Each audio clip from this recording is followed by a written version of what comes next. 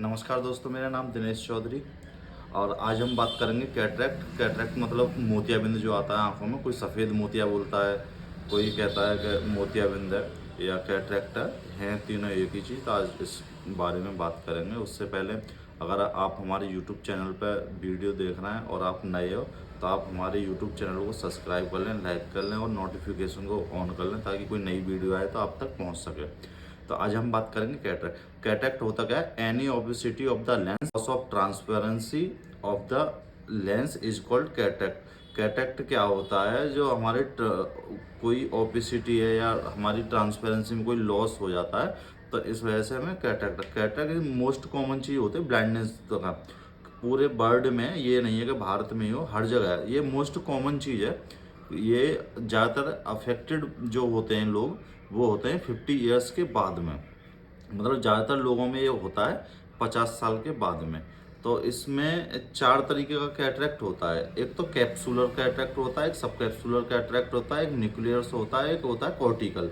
तो जो हमारा हम पहचान इसकी कैसे करें कि हमारी आंखों में कौन सा वाला मोतियाबिंद है?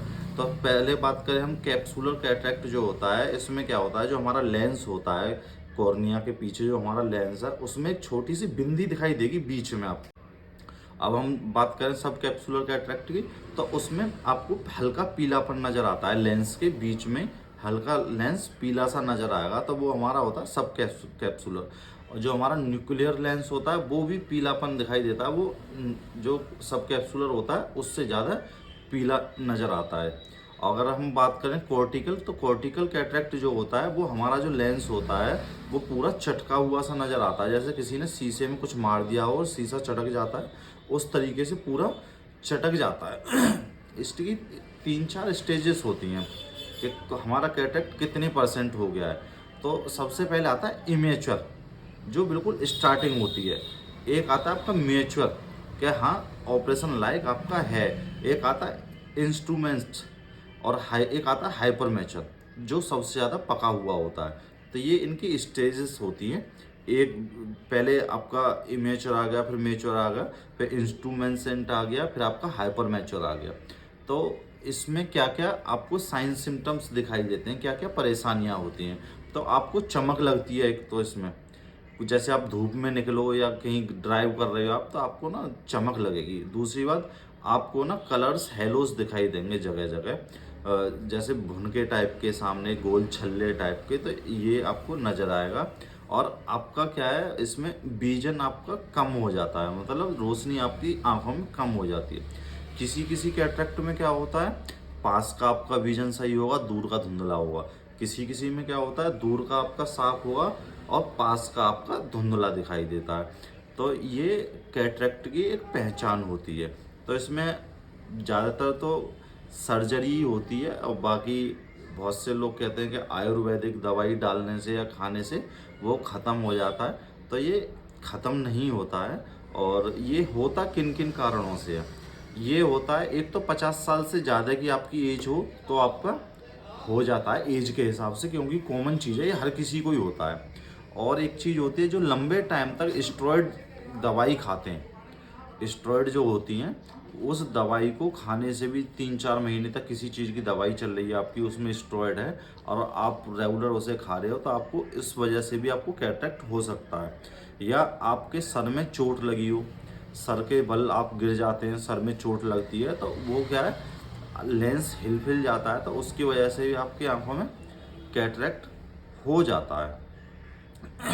आपको शुगर की वजह से भी कैटरैक्ट हो जाता है, जिनके ज़्यादा शुगर रहती है 200, 250, 300, तो उस वजह से भी, शुगर की वजह से कैटरैक्ट तो होता ही होता है। और रेटिना में भी कभी कभार ब्लीडिंग हो जाती है, जो लीकेज वगैरह आ जाती है, जो पर्दे पे खून उतर आता है, वो भी आपका डायबिटिक रेटिनोपैथी होती है। डायबिटिक की वजह से उस पर पर्दे पे भी आपके ब्लड उतर आता है।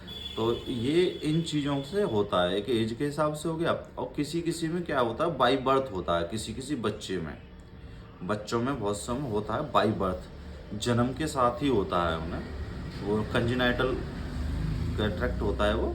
और किसी किसी बच्चे में जन्म से होता है तो उनकी भी सर्जरी करानी पड़ती है। बाकी होता किसी चीज़ से सही नहीं है।